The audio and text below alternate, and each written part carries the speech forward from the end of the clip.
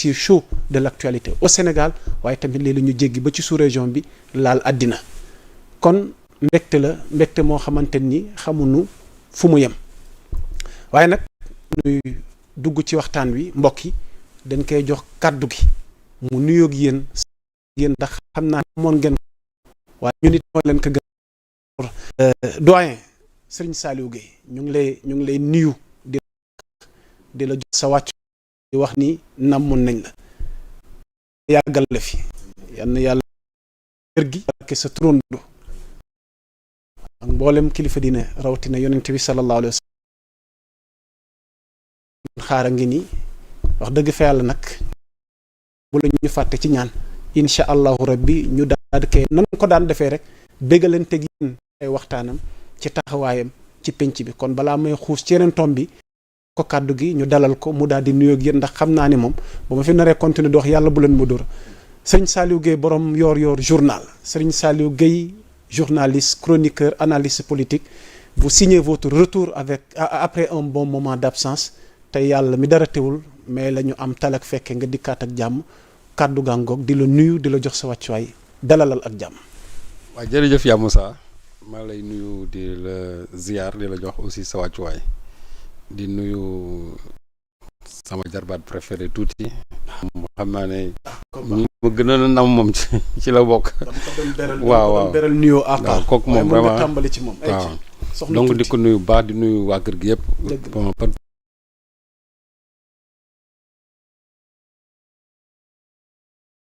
bari di nuyu aussi kilifa gi. Pape di ko ñaanal yàlla may ko wér. vraiment tawfeex. jërëjëf di nuyu nag l'ensemble des internautes yi nga xamante ne. ñu ngi ñuy suivre ci plateforme bi. ak Sénégal yi nga xam ne yëpp wax dëgg yàlla ñu ngi safoo émission bi. parce que depuis bon maa ngi woon nekkoon naa ci ay quelques ndog-ndog. surtout ak sama décès bi nga xam ne ci laa génn. sama décès grand frère bi di ci remercier nag Sénégal yi ba yëpp nag. parce que gis naa ci seen taxawaay gis naa ci vraiment seen soutien moral seen soutien financier gis naa ko ci. donc wax dëgg yàlla maa ngi ciy remercier l'ensemble des Sénégalais ñi nekk fii ak ñi nekk au niveau de la diaspora. donc ñun ñu maa ngi leen ci sant di leen gërëm. dëkk bi moom fa mën jaar rek da ngay gis nit ñi da ngay dem ba jàgg finalement tu dis que moom la sa bopp. des fois mën nga jël sax benn initiative mais. da nga ciy soral nit ñi parce que ku ci nekk aussi am nga loo moom sa bopp mais am na loo xam aussi nit ñi ñoo ko moom. te ñun ñi nga xam ne dañu nekk ci média yi da ngay dem benn instant boo xamante ne nii da ngay xam ne une bonne partie de toi nit ñi seen wàll bopp ñoom ñoo ko moom donc loolu aussi lu jar a sóoraale la donc wax dëgg yàlla ñu leen ci sant leen ci gërëm. parce que loolu aussi cofeel la affection la. te ñun ni leen ko mën a delloo mooy su ñëwee toog fii rek lépp lu nga xamante ne war nañ ko mën a faram-fàccee. ba mu egg ci ñoom aussi ñu am ci mbégte ñun wax dëgg yàlla bu boobaa ci loolu la ñuy nekk ci la ñuy dox tout simplement donc encore une fois di leen remercier ñoom ñëpp wax dëgg yàlla di leen wax ne gis nañ taxawaay bi gis nañ encore soutien yi gis nañ encore yëg-yëg bi donc tey daal dellusiwaat nañ pour mën a waxtaanaat ci actualité et di ñaan yàlla lépp lu ñu fi wax rek mu nekk ñoom mbégte ci ñoom macha allah soxna tuuti xam naa moom mbégteem moom ca régie ba foo ko natt weesu na ko tuuti ci tur wi waaye tuutiwul ci jëf ci tuuti yàlla na sa jàmm yàgg sunu grand Ismaël defe naa le temps internaute yi yéeg tuuti xam naa seen mbégte gi may gis nii moom foo ko natt weesu na ko soxna Penda nuyul ma sa yaay Mama Rose Gadio xam naa ne ku namoon Serigne Saliou ca Liberté 4 waaye nag defe naa nag cant ak ngërëm ñeel na nag sunu Serigne sa xarit Serigne Abdou Mbacké Baye Cheikh Khady lii ma sol de maa ngi koy seedal waa àddina ak Sénégal gi yëpp damaa jaar këram mu teralee ma lii mi ngi lay yóbbante nuyoo ak ñaanam di ko yóbbante waa kër gi ak waa Sénégal Serigne Abdou Mbacké moom Baye Cheikh Khady di ci nuyu waale Serigne Moustapha sama xarit moo ma fa bàyyi moom sëñ Koso. te di wax ne nag lii mu la defal nii. waaw képp ku ma xam. waaw daf la koy defal. jërëjëf. man daf ma ko defal ba dama mujj xam nga ñun murid dañoo baaxoo. suñuy sëriñ ñun ñoo leen war di defal. ñoo leen war a teral mais mooy sëriñ boo xam moom mooy defal ay taalibe. wallaahi la ajib. te loolu ñun murid daf ñuy gêner ñun bu ñu seen fu ñu toll rek même bu dee dërëm la ñu am aussi dañ koy baaxee suñu sëriñ mais moom ci wàllu boppam mooy yëkkati alalam. di def ci ko ci yow. jërëjëf. man mii la wax ni lim ma defal mun ma ko lim. wallaahi ndeysaan sëñ Saliou. waaw lim ma defal mun ma ko lim. suma dese bi ñi njëkk a ñëw jour boobu jàll si ma ci la bokk déplacé bu Mbour ñëw jàll si ma. kooku nag ak témoignage yi nga xam ne moo amoon fan yee ci ginnaaw livre bi ñu ko jagleel. boo ñëwoon foofu rek mbooloo ma nga fay fekk ak témoignage yi ak diversité ba nga xam ne moo fa amoon. ci ngay xam ne sëñ Abdou wax dëgg yàlla nit ku baax la. macha allah waaw. xam naa nag moom di ngeen ma ko jéggee rek ndax ñëw suma doyen sama soppeek bopp du tuut. ndax damaa jaar ci sama coiffeur ba rek. maa ngi koy nuyu Ibrahima Sori Diallo Balde coiffure fële ca Scat Urbam mu defar suma bopp bi waaye Samuel Mokhtar Ba it moom collaborateur kër gi la c'est un cadre de Pastef bokk ci mouvement national des artisans patriotes maa ngi koy béggee ci lunettes yi nga xamante ni moom la ma baaxee lépp ngir dalal Serigne Saliou ngir waxtaan wi mën a jekk Baara First Class nag moo nuy faral di accompagner. xam naa mercredi gii du ñëw alaaji Baara First Class ñu ngi lay nuyu dinañ la bàyyi xel incha allahu rabbi pour accompagnement bi ci wàllu solo gi defe naa nag waxtaan wi dañ koy bëgg tàmbalee ci loo xamante ni jot nañ ko xibaar tey mooy li nga xamante ne nii wax Cheikh Abdou Bara Dolly Mbacké nee na mi ngi lay seetaan maa ngi koy nuyu sëñ bi ñu ngi lay nuyu di la jox sa wàccuwaay mise en accusation bi nga xamante ni boobaak léegi ñenn ñi ngi koy waxtaane waaye mel na ni am na décision gu tukkee ci groupe parlementaire bu Pastef ay dafay jiite ko nee nañ ci session gii ñu jëm dinañ dugal mise en accusation lu jëm ci mbirum l'ancien président du Sénégal ñu koy wax Macky Sall parce que Serigne Saliou Gueye dafa am ñoo xamante nee nañ ñoom mënuñu comprendre fukki at ak ñaar mu jiite ko réew mi bientôt 2 ans ci avènement nouveau régime gi mbirum Macky Sall waxaguñ ci dara neew nu moo def waaye tamit xel nangu na mu ñëw wax nu responsabilité am ci ni mu yore woon réew mi ndax yàggul dara enquêtes yi officiellement ubbeeku na ci événement 2021 2024 alors boobu mise en accusation bi nga xamante ni tey jii nii agité nañ ko sëñ Saliou ndax dinañ ci jëm ndax lu yàlla la ndax buñ ko tàmbalee naka la nar a tëddee bi nga jotee xibaar gi ban décryptage lañ ci mën a def ngir ubbee ko waxtaan bi sëñ Saliou. waaw di la wax ne loolu ayib dafay wax loolu mooy li nga xam ne moom moo jaadu parce que li nga xam ne moo xew Sénégal su ma jëlee période 2021 ba 2024 bi li fi xew yëpp c'est sous la responsabilité du président Macky Sall donc moom si wàllu boppam daf ci am une très grande responsabilité et le premier responsable de tout ce qui s'est passé ici en termes de violence président Macky Sall donc loolu moom kenn mënu ko ci dindi.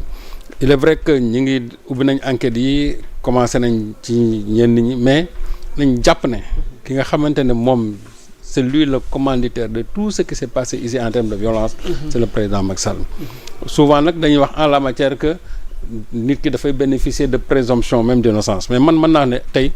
mënuñu wax sax présomption d'innocence mën nañu wax ne la culpabilité de Macky Sall est établie dans la mesure où moom ci wàllu boppam dafa taxaw Nations Unies dafa génn benn livre am l'Afrique au cœur te dinañ ci dellusiwaat ñu interviewé ko mu dem wuti benn influenceur ñu interviewé ko sur les 80 morts mais lu mu wax moom nee na il les assume wax na loolu il les assume ça signifie que moom il reconnaît que donc loxo moom mu ngi si biir assumé na ne ñooñu dee si wàllu boppam assumé na loolu maintenant la raison qu'il a avancé en disant que on avait l'impression que c'est des forces étrangères venues je ne sais pas d'ailleurs pour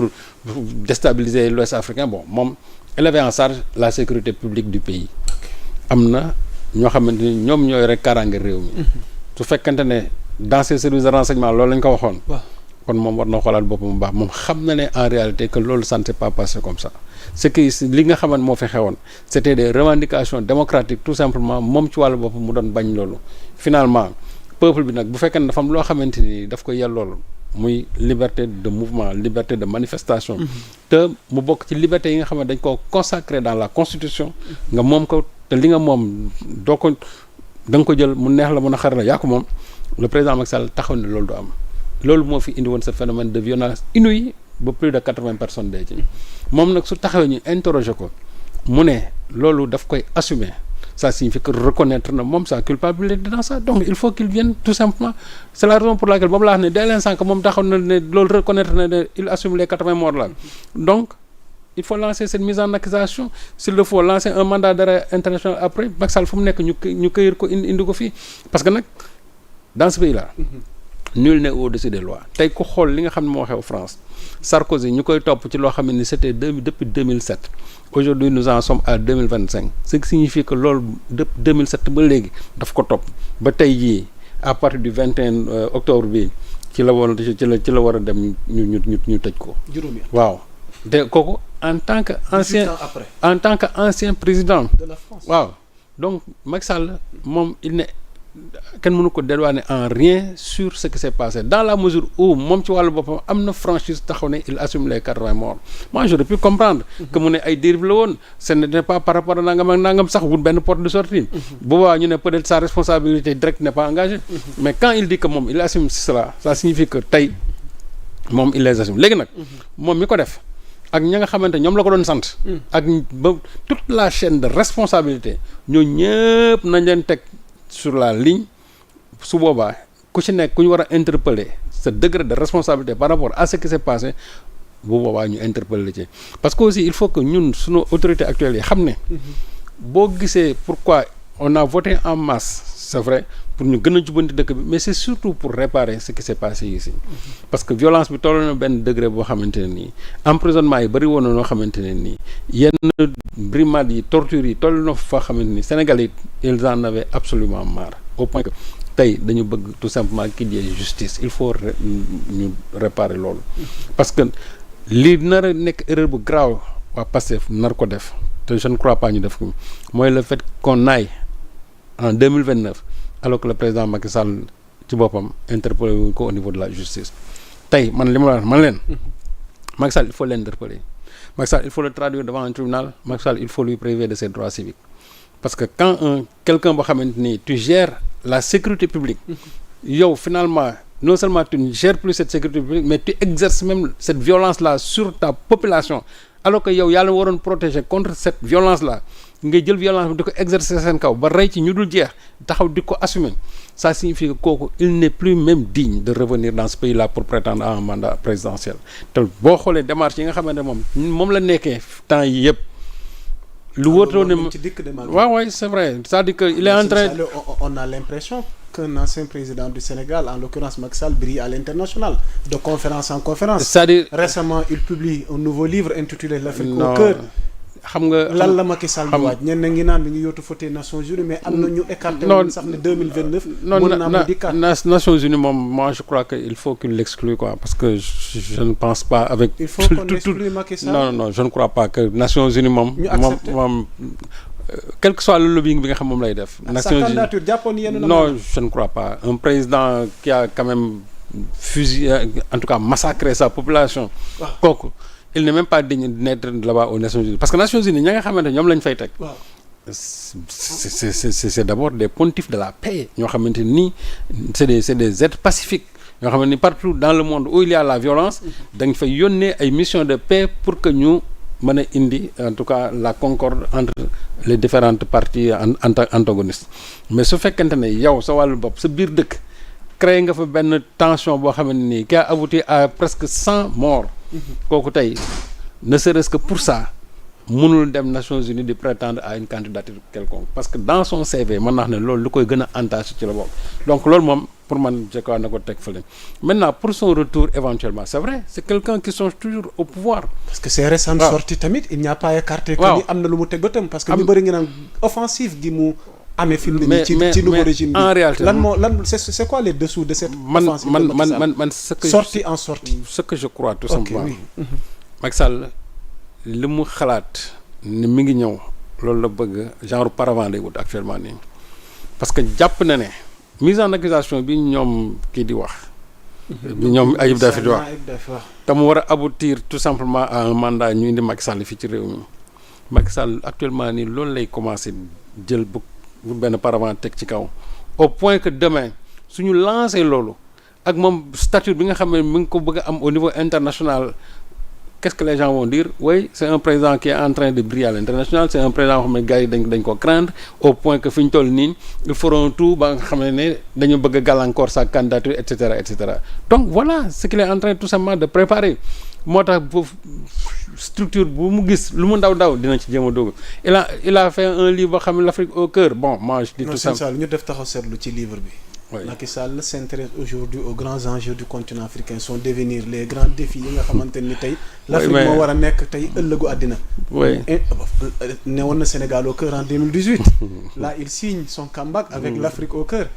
Sëñ Salo xanaa. mais c'est vrai. L'Afrique au cœur très bien. Mais pour quelqu'un boo xam ne au moins man naa jàpp ne il affiche une certaine franchise en le disant, mais c'est que Macky Sall le problème que Macky Sall comme son nom l'indique, c'est quelqu'un qui est machiavélique. Macky Sall lu mu la